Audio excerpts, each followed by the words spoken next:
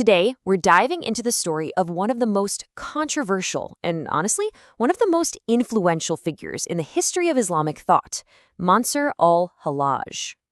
You know, centuries after al-Hallaj was killed, the famous Persian poet Hafiz wrote these lines. And he just nailed the legend of this man, someone whose execution only made his message louder. This whole idea of truth, blood, and martyrdom, well, that's the key to his entire story. So that's the big question, right? How does a spiritual teacher, a mystic who preached about divine love, end up being publicly tortured and crucified in the capital of the Islamic world? The answer? Well, it's found right where faith, power, and rebellion smash into each other. To really get the impact of this, you have to picture the scene. We're not talking about some quiet corner of the empire. This is 10th century Baghdad. At the time, it was the glittering center of the world, the intellectual and political heart of the incredibly powerful Abbasid Caliphate. And just think about how final this was meant to be. This wasn't just a punishment. This was an attempt at complete and total erasure. Burning his body, scattering his ashes in the river, the authorities weren't just killing the man. They were trying to kill his memory, to scatter his influence to the four winds. It was a terrifying message. But, as we're about to see, it backfired spectacularly.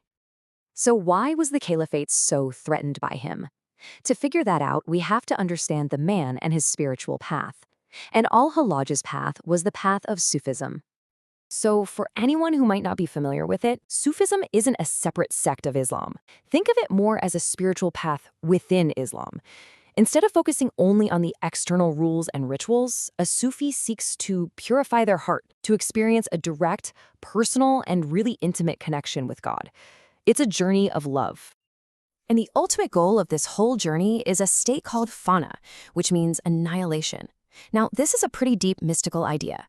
It's that moment where your ego, your personal sense of I, just completely dissolves into the overwhelming presence of God.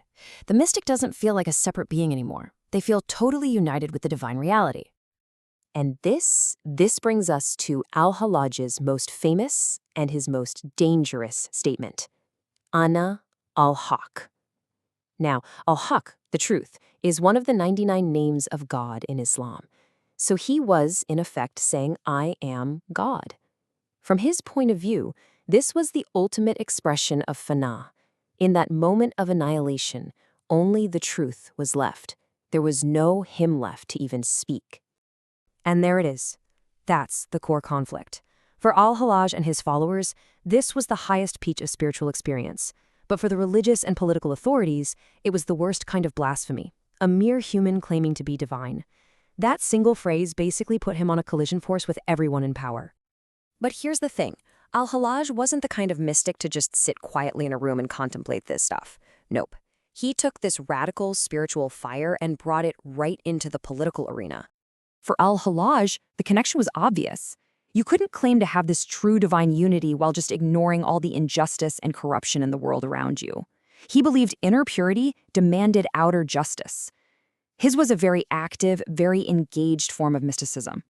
And he wasn't subtle about it either. He was out there, in public, calling out the caliph's court for its luxury and corruption. He preached for a totally new kind of government, one run not by powerful dynasties, but by the spiritually pure. And people started to listen. He got a huge following, from regular people on the streets all the way up to some powerful elites. And, as you can imagine, that made the caliph very, very nervous.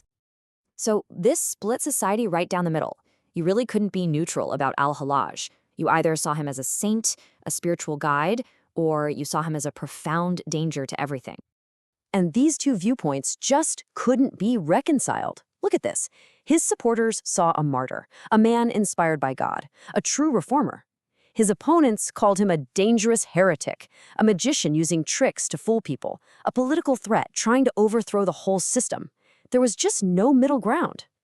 And things escalated fast. After years of traveling the world and building this massive following, he decided to set up shop and preach right in Baghdad, the lion's den. That was a direct challenge, and the clock was ticking. They arrested him once in 913, but it didn't shut him up. By 922, though, his enemies in the government had gained the upper hand, and his fate was sealed. Okay, so remember that whole attempt to completely erase him, to scatter his ashes and his memory to the wind? Well, let's take a look at how that actually worked out. For over 1,100 years, more than a millennium, the story of Al-Ḥallāj hasn't just survived, it has thrived. And here is the great paradox, the ultimate irony.